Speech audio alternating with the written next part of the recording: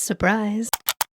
Sam, why am I sideways? Calm down. It's because we're doing something a little bit different today. We are talking about books, but specifically, I'm going to be dressing up as characters from my favorite book. And to do outfit videos, because I don't have a very big office, I needed to turn my phone this way so that you can see all of me when I come back here. It's important. No, I say that. I'm not putting on shoes for any of these outfits. This is a very spontaneous thing. I only just had this idea this morning. But what we're going to do is we're going to go through some of my favorite books, and I'm going to dress up based on those books. This is not me trying to match the cover, although in a couple of instances it does match nicely. This is also not me trying to recreate specific outfits from the book. It's more just like the vibe of the characters or the vibe of the book as a whole. In some instances, I've relied on fan art to help me. In some instances, it's just kind of what's come up in my own imagination. But in every instance, this has been done completely spontaneously. I've not bought a single thing specifically for this video. Everything I'm about to show you is stuff that I already own, whether it's part of my wardrobe or whether it's part of my costume collection. So we're doing this sustainably. If you want to know where anything is from, let me know in the comments. I am sunburnt, and also it's really hot. So if my face is really red during this, just roll with it. This is the makeup that you're getting. I will switch up the hair a little bit, but not much. And our default that we're starting with is, of course, for my upcoming book, You've Got Chainmail, which is out on the 15th of August. If you haven't pre-ordered it yet, why not? You've Got Chainmail is about Jack and Morgan, who are two friends who play Dungeons and Dragons together, and they're trying to infuse a bit of that sense of adventure into their real life. So they go on lots and lots of little summer adventures together, and then they also go on a bigger adventure with their group of friends to a Renaissance fair in the US. It's out in ebook on the 13th of August and paperback on the 15th of August. Pre-order links in the description, as always. Now, you might be thinking from the cover, Sam, should you not be a little bit more dressed up? Maybe wearing some, chainmail? I don't have any chainmail. Also, yes, she's wearing chainmail on the cover. That is her at the Ren Fair. But for most of the book, she's just dressed normally because it is a contemporary rom-com, not a fantasy novel. You would find Morgan most likely in dungarees and a t-shirt. So this is our starting point. Take it in, baby.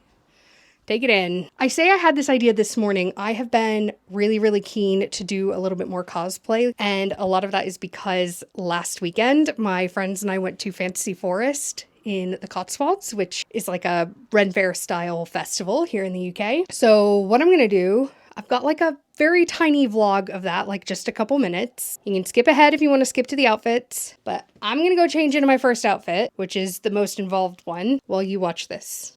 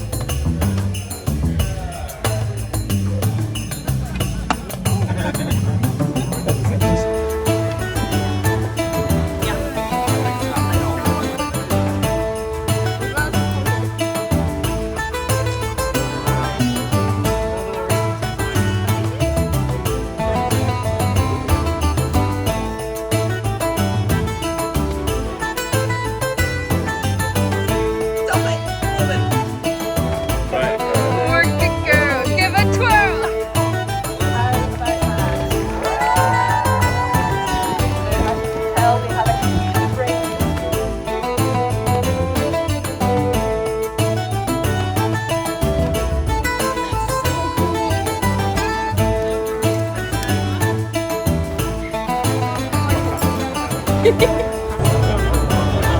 then apparently they have a dog.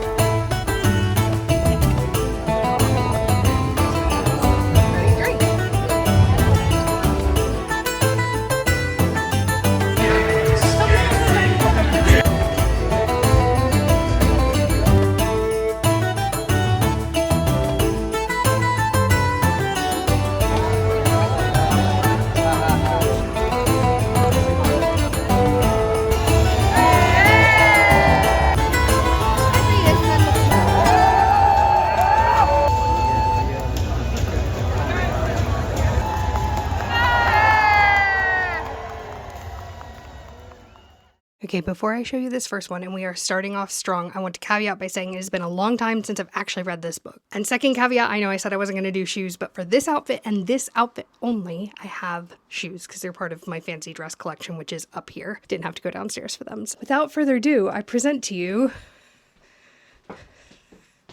The Night Circus by Erin Morgenstern. This book is often accused of being no plot, just vibes, and honestly, I don't remember the plot, so that's probably true, but the vibes are immaculate. It's about a circus that just kind of appears, and it also happens to be magical, and it's, I think, dual timeline. One is like the present day where the circus is like operating, and then the other is an earlier timeline where these two magicians are being sort of trained to compete in this magical competition, and the circus is the setting for this. I love this book. I need to reread it, and this is the best that I could do. I know a lot of the fan art has like black and white stripes, but I don't have anything like that. And like I said, I didn't buy anything specifically for this video. Also, apologies. I know hair and makeup could go a long way with this particular outfit. I do have a necklace on under here, but oh, it's come off. That's helpful. Let's just set that aside. Pretend that doesn't exist. Also, this video has reminded me how much I hate crinoline. And a much, much simpler one we have Just One Damn Thing After Another by Jodi Taylor. This is the first book in the Chronicles of St. Mary's series, and our main character is Madeline Maxwell, aka Max, and she is a time-traveling historian. So St. Mary's is a historical institute that happens to observe history through time traveling. Now, this is a 14-book series where they do multiple jumps per book to different periods in time. So honestly, I could have chosen anything for this, but I chose to go with just sort of your basic jumpsuit because honestly, this is what I feel like they would be wearing most of the time when not in costume. And I really wanted to include this book, but I couldn't pick a specific jump that I wanted to do. Also, the book does make a big deal out of like boots, having good boots, because they wear their boots in basically every time period. But like I said, I'm not doing shoes, sorry. So imagine me with a very, very good pair of combat boots. Madeline Maxwell is a fantastic heroine for us. She is funny, she is witty, she is whip smart, she's incredibly relatable, a little bit lazy, incredibly resourceful. She's never without a cup of tea. It's a really long series, but I've loved every single one of these books and I highly recommend it. It's a really, really good audiobook series as well, so if that's your thing, maybe check it out. Also, this is by far the most comfortable outfit that I've worn so far in this video or will wear. And there you have it, Madeline Maxwell from Just One Damn Thing After Another / Chronicles of St. Mary's. You know that scene in Gilmore Girls where Lorelai has to take Rory to her first day at Chilton in Daisy Dukes and cowboy boots because all of her clothing is at the dry cleaners?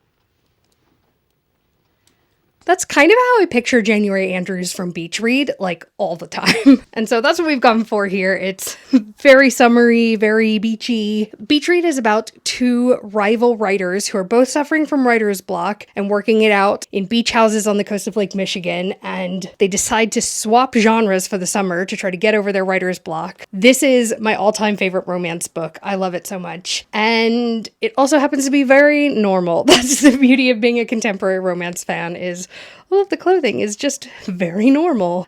January Andrews, I feel like, is maybe a little bit of a chaotic dresser. I'm pretty sure she talks about having like red ankle boots at one point in this book. I wasn't going to buy red ankle boots for this video. I'm really sorry. But I felt like this was like appropriately chaotic and yet summery and intentional enough for the vibes. Also, I'm obsessed with this like caftan thingy. For our next outfit, and this one's probably the biggest stretch, is This Is How You Lose the Time War.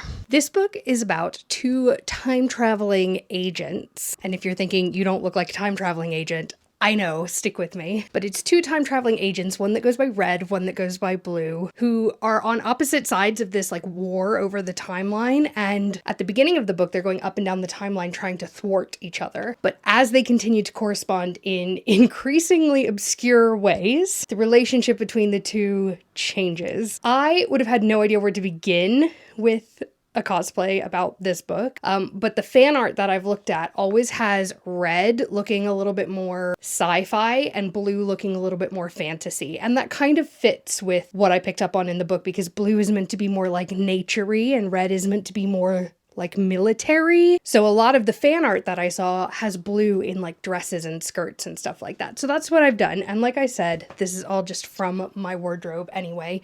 So this is the outfit. I've obviously Done all the like braids and put the little blue extensions through my hair. It looks a little bit silly, but I'm having fun with it. So this is Blue from This Is How You Lose the Time War.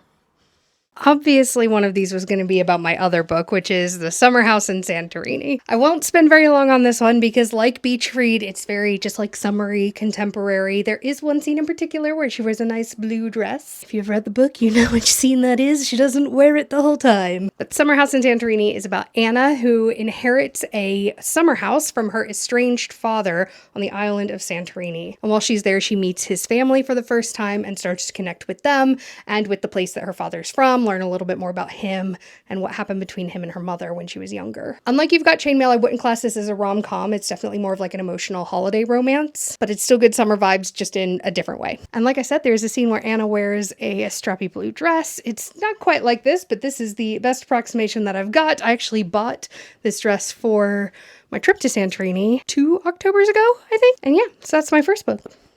And let's finish off with my favorite book of all time, and the only one of these that is canonically appropriate to wear without shoes, and that is The Hobbit. There are lots of different ways to dress like a hobbit. I've done it many times, but this is what I've got for you today. I have so much I could have pulled from for this. I feel like dressing like a hobbit is all about layering, but also dressing for comfort. Like, the waistband of this is a little bit tight for comfort, but like, if it were not the heat of summer, this outfit would be hella comfortable for dancing, for eating, for doing housework, anything like that. So I feel like that's the name of the game. Hobbits do not wear shoes. Instead, they have big, giant, hairy feet. They love food. They love wine. They love company. And I have never resonated so much with a fictional race. So if you don't know what The Hobbit is about, it is the prequel to the Lord of the Rings trilogy, but it's very different than the Lord of the Rings trilogy because The Hobbit was kind of written for children, but like old-timey children, so basically current adults. I read The Hobbit for the first time when I was 11, and I have reread it a lot since, and it still slaps. So you can read this at any age. It's about a hobbit named Bilbo Baggins, and a hobbit is basically like a really short person with big hairy feet that lives well into their hundreds or 200s. But anyway, a wizard comes to town and convinces Bilbo to go on an adventure with these dwarves to reclaim their ancestral home, called the Lonely Mountain, from a dragon named Smaug who has taken over it. And along the way, they encounter lots of fun things. And by fun things, I mean things that are trying to kill them. It's so much fun. I love this book. This is actually the copy that I've had since I was 11. It's even got like an inscription. This is my favorite book of all time, so it felt like a fitting one to end on. So this is my Hobbit outfit. I really hope that you've enjoyed this. I've had a lot of fun playing dress up. I wish I decided to do this video in winter so that I wouldn't be sweating, but here we are. Let me know in the comments if you want links to anything or to know where anything is from. Do you want to see more cosplay content on my channel? Like, let me know if you do, because this is a lot of fun. And the fact that I could pull all of these outfits just from what I already had. Like, I recognize a couple of them were from contemporary romance or just contemporary stories, so I didn't have to dig super deep. But stuff like this, like, this is so fun. Make sure you hit subscribe if you're not already. And as always, thank you so much for watching. I'll see you next time.